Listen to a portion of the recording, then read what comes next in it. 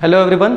सो आज हम जो सेकंड चैप्टर कंटिन्यू पढ़ रहे थे, चैप्टर का नाम था is matter around us pure. तो उसमें हमने अभी तक एलिमेंट के बारे में, कंपाउंड के बारे में और मिक्सचर के बारे में पढ़ लिया था। तो उसी के आगे हम आज कंटिन्यू करने वाले हैं। तो उसके आगे आज हम पढ़ेंगे सॉल्यूशन के बारे में। ठीक है, अगर हम सॉल्यूशन के बारे में बात करें तो हमें पता है जो सब्सटेंस होता है वो दो टाइप का होता है। एक तो हमारा होता है प्योर सब्सटेंस और एक हमारा होता है मिक्सचर। ठीक है, अगर हम प्योर सब्सटेंस की बात करें तो प्योर सब्सटेंस में हमारे एलिमेंट वगैरह आते हैं, है ना। जैसे एलिमेंट अगर कोई है तो वो कैसा होगा, प्योर सब्सटेंस होगा। लेकिन अगर हम बात करें मिक्सचर की तो मिक्सचर में क्या होता है, जब दो या दो से ज़्यादा एलिमेंट कंबाइन होते हैं या जब दो या दो से ज़्यादा कंपाउंड कंबाइन होते हैं, उनको मिक्स करते हैं तो जो फॉर्म होता है उसको हम क्या बोलते हैं, मिक्सचर बोलते हैं। तो जो हम सॉल्यूशन आज पढ़ने जा रहे हैं, सॉल्यूशन भी एक मिक्सचर का ही टाइप है। ठीक है, तो हेडिंग डालते हैं सॉल्यूशन। तो हेडिंग डालो सॉल्यूशन।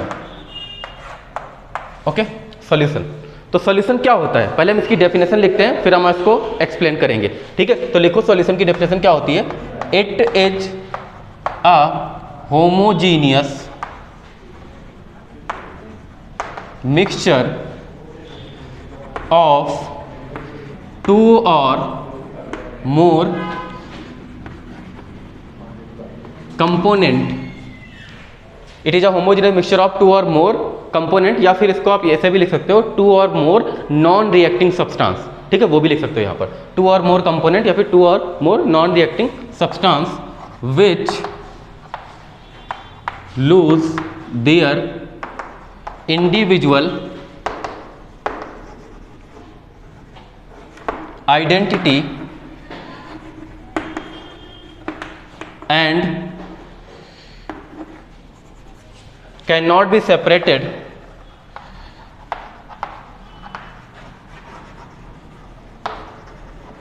by simple method। ठीक है, तो इस होल डेफिनेशन में हमें एक दो टर्म सीखने की जरूरत है। अगर हम वो टर्म सीख लें, समझ लें, तो हमें डेफिनेशन क्लियर हो जाएगी। पहला टर्म है होमोजीनियस। होमोजीनियस मिक्सचर क्या होता है।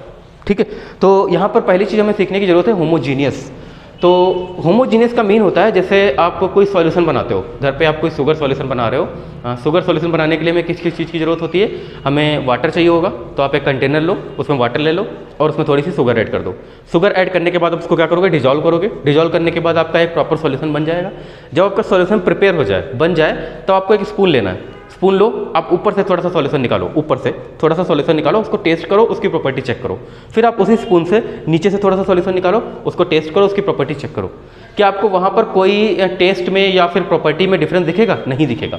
अगर नहीं दिख रहा है, दैट मीन्स वो एक होमोजीनियस मिक्सचर है। होमोजीनियस मिक्सचर को अगर हम और समझे तो इसको ऐसे बोल सकते हैं, जिसकी property through out the solution same हो। ठीक है, पूरे सॉल्यूशन में कहीं से भी आप चेक करो तो उसकी प्रॉपर्टीज आपको सिमिलर ही मिलेंगी। उसी को हम बोलते हैं होमोजीनियस मिक्सचर। इसको और टेक्निकली बोलें तो हम इसको और टेक्निकली ऐसे बोल सकते हैं कि uniform property through out the solution, उसको भी हम बोलते हैं होमोजीनियस मिक्सचर। अब यूनिफॉर्म का मीन क्या होता है, यूनिफॉर्म का मीन होता है सिमिलर। ठीक है, यूनिफॉर्म का मीन क्या होता है, सिमिलर या सेम। जैसे आप देखते हो ना स्कूल में क्या होता है, स्कूल में एक यूनिफॉर्म डिसाइड कर दी जाती है। तो उसका मीन क्या होता है कि सभी को एक जैसे कपड़े पहन के आने हैं, सभी स्टूडेंट वहाँ पर एक जैसे कपड़े पहन के आते हैं, तो उसको बोलते हैं यूनिफॉर्म। तो वैसे यहाँ पर यूनिफॉर्म का मीन हुआ कि जो प्रॉपर्टी है थ्रू आउट द सॉल्यूशन वो यूनिफॉर्म हो, सेम हो, उसको हम बोलते हैं होमोजीनियस मिक्सचर। उसके बाद हमने बोला है टू और मोर कंपोनेंट। अब आपके माइंड में क्वेश्चन आ सकता है कि सर क्या दो से ज़्यादा अगर हम कंपोनेंट को मिक्स करेंगे तब भी सॉल्यूशन बन जाएगा? हाँ, बन सकता है।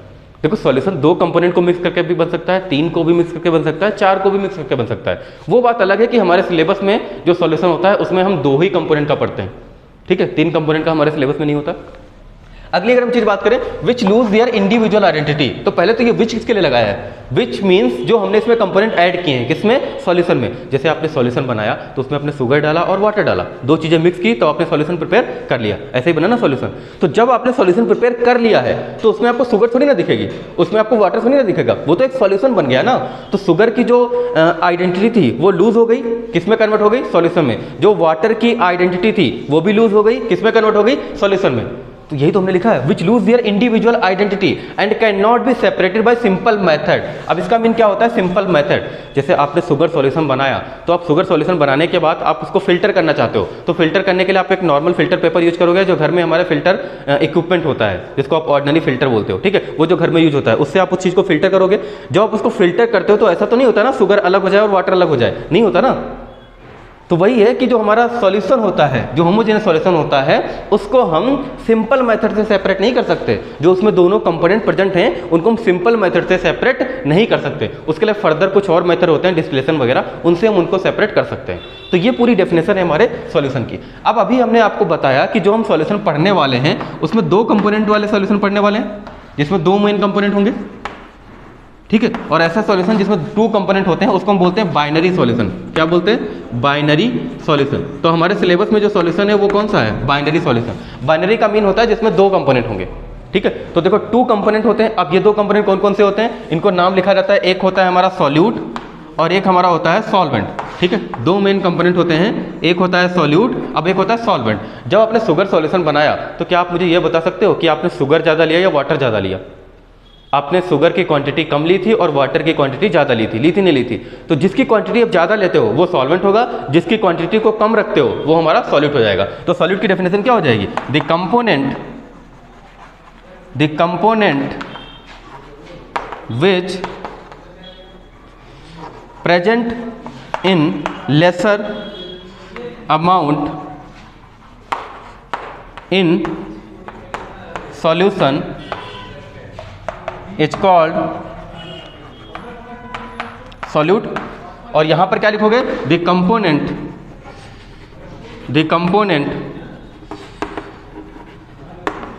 विच present in larger amount is called solvent, ठीक है। जो लार्जर अमाउंट में प्रेजेंट होगा उसको हम सॉल्वेंट बोलेंगे, जो कम अमाउंट में होगा उसको हम क्या बोलेंगे? सॉल्यूट बोलेंगे। अगर आपसे बोला जाए कि आपने घर पे बनाया शुगर सॉल्यूशन, अब आप बताओ शुगर सॉल्यूशन में सॉल्यूट क्या होगा, सॉल्वेंट क्या होगा? तो आप बोल सकते हो सर शुगर हमने कम यूज की थी, थोड़ी सी यूज की थी, तो शुगर क्या हो जाएगी? सॉल्यूट हो जाएगी। और आपने वाटर ज़्यादा यूज किया था, तो जो ज़्यादा अमाउंट में यूज करते हैं उसको हम क्या बोलते हैं? सॉल्वेंट। तो वाटर वहाँ पर क्या हो जाएगा? सॉल्वेंट हो जाएगा। तो इसके अगर हम एग्जाम्पल लिखना चाहें कि सॉल्यूट और सॉल्वेंट का, तो यहाँ पर आप लिख सकते हो। अगर हम बात करें शुगर सॉल्यूशन की, किसकी बात करें? शुगर सॉल्यूशन की। तो शुगर सॉल्यूशन में हम लिख सकते हैं जो हमारा शुगर होगा वो क्या होगा? सॉल्यूट होगा। शुगर हमारा क्या होगा? सॉल्यूट होगा। और जो हमारा यहाँ पर वाटर होगा it is act as solvent, ठीक है। मैं कुछ और एग्जांपल इस पे बेस कराता हूँ। जब आप कई बार हमसे एग्जाम में ऐसे पूछ लिया जाता है 20% NaCl सॉल्यूशन। अब आपको NaCl सॉल्यूशन दे दिया गया 20%, ठीक है। और आपसे पूछा गया कि आप बताओ इसमें कौन सा सॉल्वेंट होगा और कौन सॉल्यूट होगा, ठीक है। तो कैसे आइडेंटिफाई करेंगे? तो पहले तो आपको परसेंट लिखना आना चाहिए। देखो 20% का मीन है 20/100, लिख सकते हैं नहीं लिख सकते? 20% का मीन क्या है? 20/100, ओके। अब ये हो गया 20/100 NaCl सॉल्यूशन। हुआ या नहीं हुआ? जो ऊपर लिखा हुआ क्वांटिटी होता है वो यहाँ पर जो लिखा हुआ है उसको रिप्रेजेंट करता है। तो अगर हम बात करें तो यहाँ पर जो 20 होगा, 20 ग्राम, वो क्या होगा? NaCl होगा। और जो नीचे लिखी हुई क्वांटिटी है वो रिप्रेजेंट करती है टोटल सॉल्यूशन को। तो टोटल सॉल्यूशन कितना है? 100 ग्राम। अच्छा, टोटल सॉल्यूशन 100 ग्राम है, उसमें से 20 ग्राम हमारा NaCl निकल गया, तो बचेगा क्या? 80 ग्राम बचेगा। और 80 ग्राम क्या होगा? वाटर होगा। तो यहाँ पर हम लिख सकते हैं जो 80 ग्राम है वो क्या है? वाटर है। तो आप देख के बता सकते हो कि यहाँ पर 20 ग्राम NaCl है, 80 ग्राम वाटर है, ज़्यादा कौन है? NaCl। जो ज़्यादा होता है वो क्या होता है? सॉल्यूट। तो NaCl यहाँ पर क्या हो जाएगा? सॉल्यूट हो जाएगा। और वाटर क्या हो जाएगा? सॉल्वेंट हो जाएगा। आई होप समझ आया होगा या नहीं आया? आ गया समझ? तो जल्दी से लिख लो। फिर एक और एग्जाम्पल करते हैं। अगर आपको ऐसे बोल दे रहे एग्जाम में कि आपको 40% NaOH सॉल्यूशन बोला गया, क्या बोला गया? 40% NaOH सॉल्यूशन, और आपसे बोला गया कि बताओ कि इसमें सॉल्यूट क्या होगा और सॉल्वेंट क्या होगा। तो अगेन इसको क्या लिखोगे? 40/100 लिखोगे या नहीं लिखोगे? अच्छा, इसमें जो 40 है वो किसको रिप्रेजेंट कर रहा है? 40 ग्राम यहाँ पर NaOH है या नहीं है? और अगर 40 ग्राम NaOH है तो बचा हुआ 60 ग्राम क्या होगा? वाटर होगा। तो यहाँ पर 60 ग्राम क्या हो जाएगा? वाटर हो जाएगा, ठीक है। तो अगेन आप यहाँ पर देख सकते हो जिसकी क्वांटिटी कम है वो सॉल्यूट हो जाएगा। क्वांटिटी कम किसकी है? NaOH की। तो ये हमारा क्या हो जाएगा? ये हमारा हो जाएगा सॉल्यूट, ठीक है। और ये हमारा क्या हो जाएगा? ये हमारा हो जाएगा सॉल्वेंट। ओके, क्लियर है? चलिए, तो इतना नोट कर लो।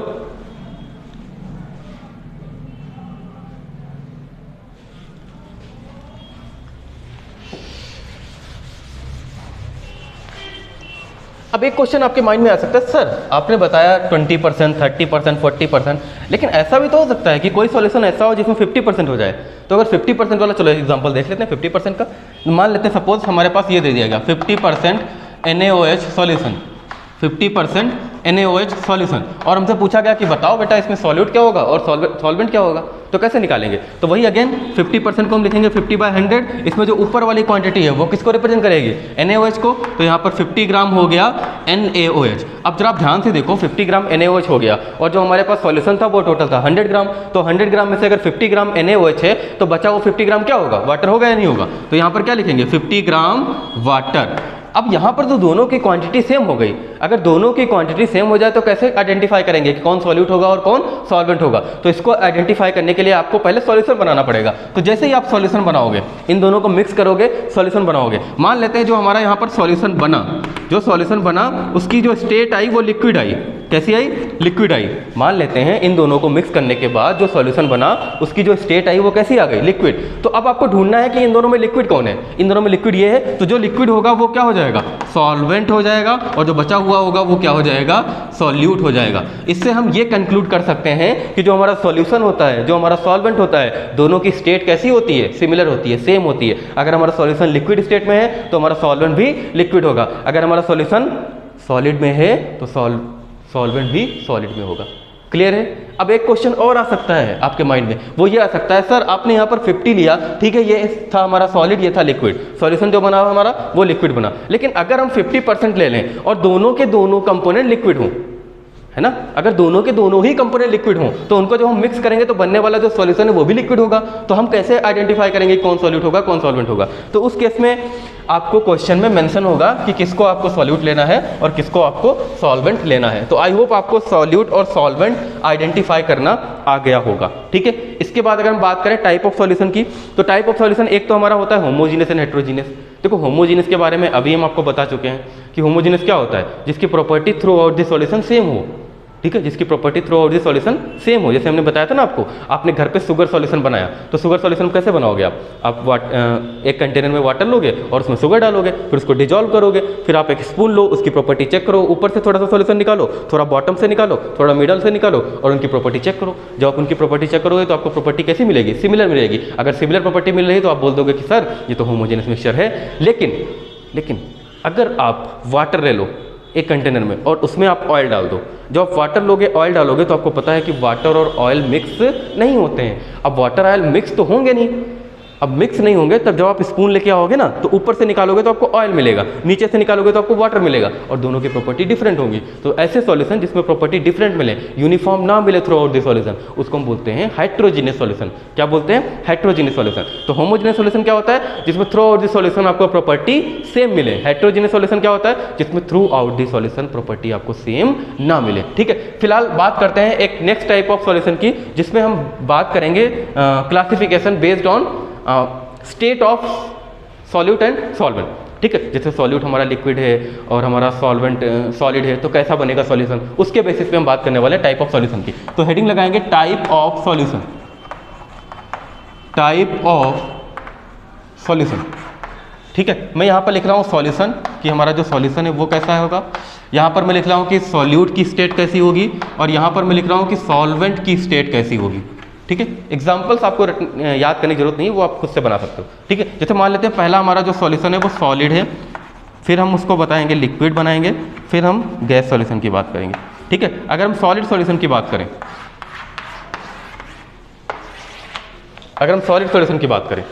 ठीक है, फिर हम बात करेंगे लिक्विड की और फिर हम बात करेंगे गैस की। ठीक है, सॉलिड सॉल्यूशन की अगर हम बात करें तो जब भी आपको सॉलिड सॉल्यूशन मिले तो जो आपका सॉल्वेंट होगा वो हमेशा सॉलिड ही होगा। कैसा होगा? सॉलिड ही होगा। कौन? सॉल्वेंट। ठीक, क्यों सॉलिड होगा? क्योंकि अभी थोड़ी देर पहले हमने आपको बताया था जो सॉल्वेंट होता है, जो सॉल्यूशन होता है, उन दोनों की स्टेट कैसी होती है? सेम होती है। तो अगर सॉल्वेंट सॉलिड है तो हमारा बनने वाला सॉल्यूशन भी कैसा होगा? सॉलिड ही होगा। अब जो सॉल्यूट है वो हमारा सॉलिड भी हो सकता है, लिक्विड भी हो सकता है और गैस भी हो सकता है। ठीक है, सॉलिड भी हो सकता है, लिक्विड भी हो सकता है और गैस भी हो सकता है। अगर हम बात करें लिक्विड सॉल्यूशन की तो यहाँ पर अगेन यही चीज़ रिपीट होगी, जो हमारा सॉल्यूट है वो सॉलिड हो सकता है, लिक्विड भी हो सकता है और गैस भी हो सकता है। लेकिन अगर हम बात करें सॉल्वेंट की तो सॉल्वेंट हमेशा क्या रहेगा? लिक्विड रहेगा। क्यों लिक्विड रहेगा? क्योंकि हम लिक्विड सॉल्यूशन की बात कर रहे हैं और सॉल्यूशन और सॉल्वेंट दोनों की स्टेट कैसी रहती है? सेम रहती है, सिमिलर रहती है। अगर हम बात करें गैस सॉल्यूशन की तो गैस सॉल्यूशन में जो हमारा सॉल्यूट है वो अगेन सॉलिड हो सकता है, लिक्विड लिक्विड हो सकता है और गैस हो सकता है। लेकिन अगर हम बात करें सॉल्वेंट की, तो सॉल्वेंट हमेशा गैस ही रहेगा। तीनों ही केस में कैसा आपको देखने को मिलेगा? गैस ही देखने को मिलेगा। तो आई होप आपको 9 टाइप के जो सॉल्यूशन है वो सभी के सभी समझ आए होंगे। जब गैस सॉल्यूशन होगा तो सॉल्वेंट गैस लेना है, सॉलिड होगा तो सॉलिड लेना है, लिक्विड होगा तो लिक्विड होगा। ठीक है, इनके एग्जांपल्स आपको याद रखने की जरूरत नहीं है, आप सिंपल सा बना के लिख सकते हो। जैसे आपसे बोला जाए सॉलिड सॉलिड सॉल्यूशन, तो जिसमें सॉल्यूट भी सॉलिड है और सॉल्वेंट भी सॉलिड है, तो दो सॉलिड चीजों को मिक्स कर दो, कोई भी एग्जांपल लिख दो यहाँ पर। ठीक है, हाँ ये देखो गैस और सॉलिड, एक क्वेश्चन आ सकता है माइंड में, सर गैस और सॉलिड को कैसे मिक्स करेंगे? तो बेटा होता क्या है, जो हमारा सॉलिड होता है, सॉलिड की सरफेस के ऊपर गैस आके एब्जॉर्ब हो जाती है। गैस आके क्या हो जाती है? एब्जॉर्ब हो जाती है। तो एब्जॉर्ब हुई ना, तो वो भी तो एक सॉल्यूशन बनाया ना, तो वो भी एक टाइप ऑफ सॉल्यूशन होता है। उसको हम क्या बोलते हैं? गैस सॉलिड सॉल्यूशन या फिर सॉलिड सॉल्यूशन। ठीक है, तो आई होप आपको टाइप ऑफ सॉल्यूशन समझ में आए होंगे। ठीक है, इसके बाद हम बात करते हैं प्रॉपर्टीज ऑफ सॉल्यूशन की। ठीक है, कि क्या क्या प्रॉपर्टी हमें सॉल्यूशन के बारे में देखने को मिलती हैं अगर हम प्रॉपर्टी इसके लिखें। ठीक है, तो अगला हेडिंग लगाइए प्रॉपर्टीज ऑफ सॉल्यूशन।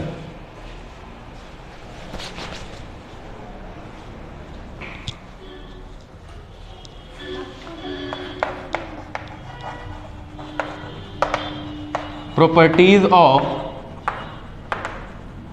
सॉल्यूशन। ठीक है, तो पहली प्रॉपर्टी लिखिए। पहली प्रॉपर्टी तो वही लिख सकते हो, it is a homogeneous mixture. ठीक है, सॉल्यूशन क्या होता है? होमोजीनियस मिक्सचर होता है, अभी बताया था। दूसरी आप लिख सकते हो the particle of solution are very small. ठीक है, बहुत ही स्मॉल साइज के पार्टिकल होते हैं, किसके? सॉल्यूशन के। आपने देखा होगा जब आप सॉल्यूशन बनाते हो तो उसमें जो पार्टिकल होते हैं छोटे छोटे, बहुत ही स्मॉल साइज के होते हैं, उनको आप इवन नेक्ड आई से भी नहीं देख सकते, इतने छोटे पार्टिकल होते हैं। ठीक है, अगर हम साइज की बात करें तो इनका जो साइज होता है वो लेस देन 1 नैनोमीटर होता है। ठीक है, पार्टिकल का साइज कितना होता है? लेस देन 1 नैनोमीटर होगा, तो उसको हम बोलेंगे वो एक सॉल्यूशन है, होमोजेनियस सॉल्यूशन है। तीसरी प्रॉपर्टी आप लिख सकते हो, it can not be seen by naked eyes. ठीक है, आप नेक्ड आइज से उसको देख भी नहीं सकते हो, किसको? सॉल्यूशन के पार्टिकल को। अरे इतने छोटे साइज के पार्टिकल हैं, कैसे देखोगे नेक्ड आइज से? नहीं देख सकते ना। अगली प्रॉपर्टी आप ये लिख सकते हो,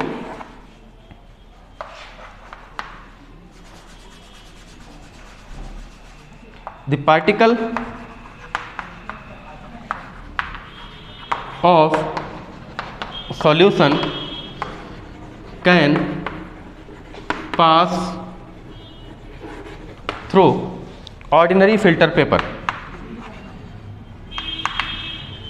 ऑर्डिनरी फिल्टर पेपर। अब ऑर्डिनरी फिल्टर पेपर क्या होता है? अरे जो घर में आपके होता है ना छन्नी जिसको बोलते हो, वो भी हमारा एक फिल्टर पेपर का ही काम करता है। ठीक है, तो उससे जो हमारे सॉल्यूशन के पार्टिकल है वो पास हो जाते हैं ना। उनके पोर का साइज ऐसा होता है, उनमें जो पोर्स होते हैं छोटे छोटे, उनका साइज जैसे सेट होता है कि उसमें से जो हमारा सॉल्यूशन है उसके पार्टिकल पास हो जाते हैं। ठीक है, तो एक ये भी प्रॉपर्टी हो गई। एक प्रॉपर्टी हम और यहाँ पर लिख सकते हैं, कितनी? 4 हो गई ना प्रॉपर्टी। 5th प्रॉपर्टी हम और लिख सकते हैं यहाँ पर,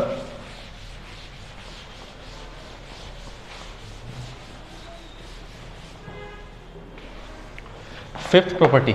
ठीक है, 5th प्रॉपर्टी हम क्या लिख सकते हैं? लिख सकते हैं द पार्टिकल, पहले लिख लो फिर इसको समझाता हूं। The particle of solution do not scatter the light। ठीक है, that means they do not exhibit Tyndall effect. ठीक है, डरने की जरूरत नहीं है, इतना टफ नहीं बता रहे हैं अभी। टिंडल इफेक्ट, हाँ एकदम से टिंडल का नाम सुन के डर गए आप लोग, है ना। तो टिंडल इफेक्ट क्या होता है, सुनो ध्यान से। पहले तो हम समझते हैं कि particle of solution do not scatter. Scatter क्या होता है? स्कैटर होता है, जैसे देखो ध्यान से, आप सभी के पास टॉर्च तो होती है ना, टॉर्च। जैसे हमने यहाँ से टॉर्च लगाया, ठीक है, अब जो टॉर्च लगाएंगे तो अगर इसके पाथ में, जो ये टॉर्च का पाथ जा रहा है, इसकी जो लाइट का पाथ है, उस पाथ में अगर कोई पार्टिकल आ गया साइज, छोटे साइज का, ठीक है, पार्टिकल आ गया अगर, तो पार्टिकल से वो जो लाइट है वो जाके क्या करेगी? स्ट्राइक करेगी, नहीं करेगी? इस पार्टिकल की सरफेस के ऊपर ये लाइट जाके स्ट्राइक करेगी। अब जब स्ट्राइक करेगी तो ये लाइट क्या हो जाती है? स्कैटर हो जाती है। स्कैटर का मतलब होता है बिखरना, बिखर जाएगी।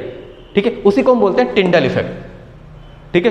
तो अब टिंडल इफेक्ट ये जो हमारे सॉल्यूशन है वो क्यों नहीं शो करते हैं? वो इसलिए नहीं शो करते हैं क्योंकि जो सॉल्यूशन के पार्टिकल हैं उनका साइज बहुत छोटा होता है। अगर पार्टिकल का साइज इतना छोटा होगा तो जो लाइट के कोलाइड करने या स्ट्राइक करने की जो वो टेंडेंसी है वो बहुत कम होगी ना, बहुत कम ही लाइट जाके उस पर स्ट्राइक कर पाएगी। अब जब लाइट स्ट्राइक ही नहीं करेगी तो उसकी स्कैटरिंग नहीं होगी, जब उसकी स्कैटरिंग नहीं होगी तो टिंडल इफेक्ट भी शो नहीं करेगा। अब टिंडल इफेक्ट होता क्या है? टिंडल इफेक्ट क्या होता है मैं बताता हूँ आपको। जैसे आप एक बीकर में सॉल्यूशन लो, शुगर सॉल्यूशन लो, ठीक है, और उस बीकर को लेके जाओ एक डार्क रूम में लेके गए और आप एक टॉर्च ले लो, ठीक है। आप क्या करो, एक टॉर्च ले लो। आप एक टॉर्च लोगे, जब टॉर्च ऑन करोगे और उस सॉल्यूशन से पास करोगे लाइट को, जब उस सॉल्यूशन से आप लाइट को पास करोगे, ये सॉल्यूशन रखा हुआ है उससे आप लाइट को पास कर रहे हो, जब लाइट को पास करोगे तो वो जो सॉल्यूशन के बीच में लाइट आपको यहाँ तक दिखेगी और इसके इधर दिखेगी। जो सॉल्यूशन है उससे आपको लाइट पास होती हुई नहीं दिखेगी, उससे आपको लाइट पास होती हुई नहीं दिखेगी। अगर वो लाइट का पाथ विजिबल हो जाता है किसके अंदर? सॉल्यूशन के अंदर, तो उसको हम टिंडल इफेक्ट बोलते हैं। अगर नहीं विजिबल होता है तो वो हमारा कैसा सॉल्यूशन है? शुगर सॉल्यूशन है या ट्रू सॉल्यूशन है या फिर हमारा होमोजीनियस सॉल्यूशन है, ठीक है। तो ये हमारा जो टिंडल इफेक्ट है वो कहाँ देखने को मिलता है? वो हमें वहाँ पे देखने को मिलता है जहाँ पर जो पार्टिकल है उनका साइज थोड़ा सा बड़ा हो, बिगर साइज का हो। अगर पार्टिकल का साइज बिगर साइज का होगा तो वो लाइट को स्कैटर करेंगे, अगर स्कैटर करेंगे तो वो हमें विजिबल हो जाता है, ठीक है। तो इसको तो हम डिस्कस करेंगे जब हम कोलाइडल सॉल्यूशन पढ़ेंगे, ठीक है, वहाँ पर हम टिंडल इफेक्ट को डिस्कस करेंगे। फिलहाल आप इतना समझ लो, ठीक है। इसके बाद अगर हम और टाइप के सॉल्यूशन की बात करें तो एक हमारा सैचुरेटेड सॉल्यूशन होता है, एक हमारा अनसैचुरेटेड सॉल्यूशन होता है। तो इसको भी थोड़ा सा देख लेते हैं, ठीक है। तो हेडिंग डालिए saturated solution,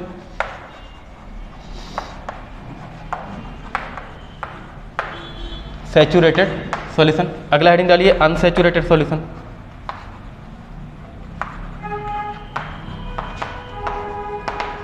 saturated and unsaturated solution, ठीक है। तो पहले थोड़ा सा समझ लेते हैं कि सैचुरेटेड और अनसैचुरेटेड सॉल्यूशन होता क्या है। अगर हम बात करें सैचुरेटेड सॉल्यूशन की तो इसको बनाने के लिए आपको क्या करना है, घर पे भी ये प्रैक्टिकल आप कर सकते हो।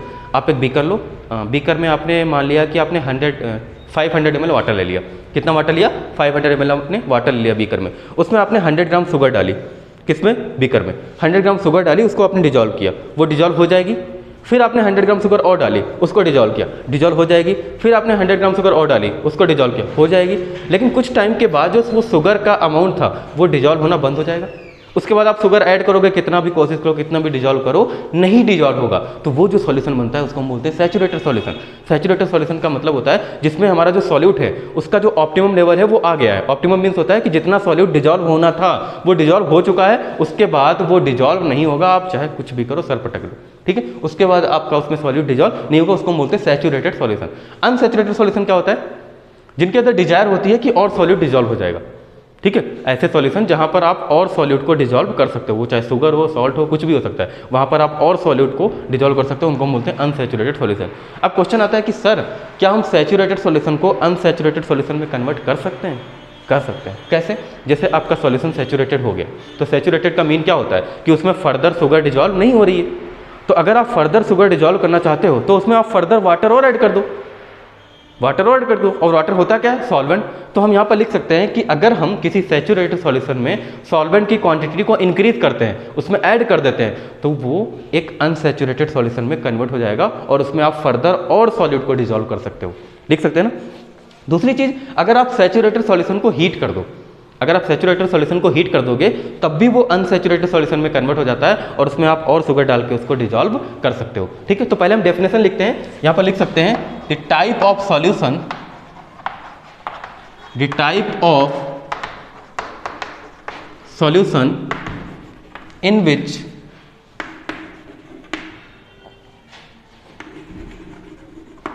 solute dissolve at its optimum level and it has no desire to add more solute is called saturated solution, is called saturated solution, ठीक है। अगर हम बात करें अनसैचुरेटेड सॉल्यूशन तो यहां पर लिख सकते हो the type of solution in which the type of solution which has more desire towards which has more desire towards the addition of solute is called unsaturated solution. Okay, तो I hope आपने सबको समझ आ गया होगा. आप लिख लो, इसको note कर लो. ठीक है, जब तक आप नोट कर लो इसको.